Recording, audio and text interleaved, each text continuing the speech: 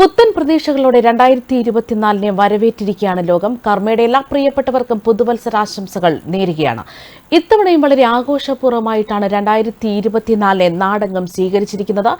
2023 യാത്രയാക്കിയ ക്ലോക്കിൽ സൂചികൾ 12 മണിയിലേക്ക് എത്തിയപ്പോൾ തന്നെ കരിമരുന്ന് പ്രയോഗത്തോടെ തന്നെയാണ് രാജ്യം പുതുവർഷത്തിലേക്ക് കടന്നിരിക്കുന്നത്. വൈകിട്ട് തന്നെ പുതുവർഷത്തെ സ്വീകരിക്കാനുള്ള ആഘോഷ പരിപാടികളൊക്കെ നടന്നിരുന്നു. കൊച്ചിയിൽ പതിവ് പോലെ തന്നെ പാപ്പാഞ്ഞിയെ കത്തിച്ചുകൊണ്ടാണ് 2024 കടന്നത്. എന്നാൽ തിരുവനന്തപുരത്താകട്ടെ ആഘോഷ രാവുകളായിരുന്നു. തിരുവനന്തപുരം, കനകക്കുന്ന്, വെള്ളയമ്പലം, അതുപോലെ ശംഖുമുഖം എന്നീ സ്ഥലങ്ങളിലെല്ലാം തന്നെ 2024 വരവേൽക്കുന്നതിലേക്കായിട്ട് തന്നെയായിരുന്നു എല്ലാവരും, പുതുവർഷത്തെ വരവേൽക്കുന്നതിലേക്ക് വേണ്ടി തന്നെയായിരുന്നു എല്ലാവരും ഒരുങ്ങിയിരുന്നത്. അതുപോലെ കേരളത്തിലെ പ്രധാന പുതുവത്സര ആഘോഷം ഫോർട്ട് കൊച്ചിയിലായിരുന്നു നടന്നിരുന്നത്. പരേഡ് ഗ്രൗണ്ടിൽ പുതുവർഷം ആഘോഷിക്കാൻ നിരവധി ആൾക്കാരാണ് തിങ്ങി നിറഞ്ഞു നിന്നതും. തിരുവനന്തപുരത്ത് മാനവീയം വീതിയിലും കനകക്കുന്നിലുമെല്ലാം പുതുവർഷം ആഘോഷിക്കാൻ ആളുകൾ തിങ്ങി നിറഞ്ഞിരുന്നു. കോവളം, ശംഖുമുഖം, വർക്കല ബീച്ചുകൾ ജനത്തിരക്കിലായിരുന്നു. കോഴിക്കോട്, ആലപ്പുഴ തുടങ്ങിയ സ്ഥലങ്ങളിലെല്ലാം തന്നെ പുതുവർഷം ആഘോഷം തന്നെ വൻ രീതിയിലാണ് നടന്നത്. അതുമാത്രമല്ല, രാജ്യത്തെ പ്രധാന നഗരങ്ങളിൽ കനത്ത സുരക്ഷയ്ക്കിടെയാണ് പുതുവർഷം ഇത്തവണ എത്തിയത്.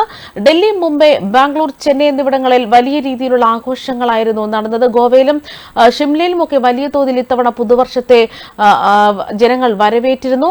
പുതുവത്സരത്തിനോടനുബന്ധിച്ച് കർശന നിയന്ത്രണങ്ങൾ തന്നെ പല സ്ഥലങ്ങളിലും ഉണ്ടായിരുന്നു. അതുമാത്രമല്ല, ഇക്കഴിഞ്ഞ ദിവസം വൈകിട്ട് ഇന്ത്യൻ സമയം 3:30 കിരിബാത്തി ദ്വീപുകളിലാണ് ലോകത്ത് ആദ്യമായി തന്നെ പുതുവർഷം എത്തിയത്.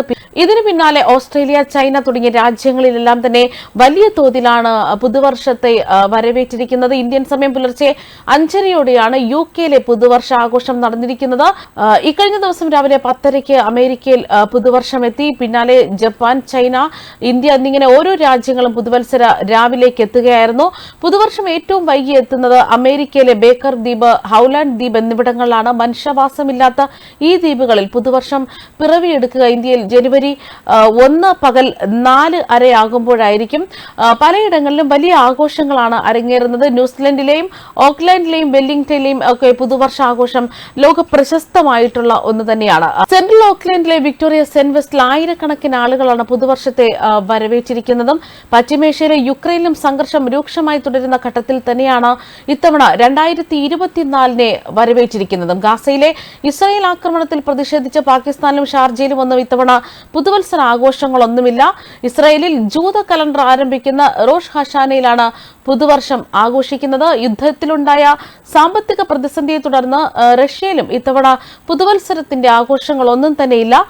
ഇത് മാത്രമല്ല, പലയിടത്തും പ്രമുഖ ബാൻഡുകളുടെ സംഗീത പരിപാടികളും DJ പാർട്ടികളും ഉൾപ്പെടെ നടത്തി തന്നെയാണ് പുതുവർഷത്തെ വരവേറ്റിരിക്കുന്നത്. 50ഓളം ഇടങ്ങളിലാണ് ഇത്തരത്തിൽ പുതുവർഷം എത്തിയിരിക്കുന്നതും. ഷോപ്പിംഗ് മാളുകളും പ്രത്യേക പരിപാടികളൊക്കെ സജ്ജമാക്കിയിരുന്നു.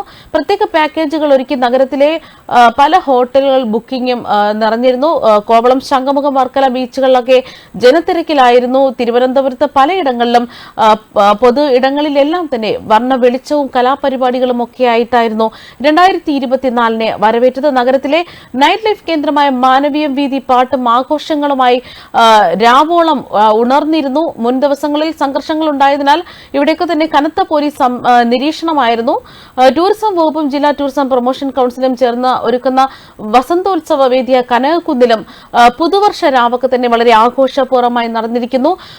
തിരുവനന്തപുരം മാത്രമല്ല, തിരുവനന്തപുരത്തല്ല, കേരളത്തിൽ പലയിടങ്ങളിലും പുതുവർഷത്തെ ഇരു കൈകളും നീട്ടി എല്ലാവരും സ്വീകരിച്ചിരിക്കുകയാണ്. 2024 എന്നത് പുത്തൻ പ്രതീക്ഷകൾ ഉണർത്തുന്ന ഒരു വർഷമായി മാറട്ടെ എന്ന് ഞങ്ങളും ആശംസിക്കുന്നു. ന്യൂസ് ഡെസ്ക്, കർമ്മ ന്യൂസ്.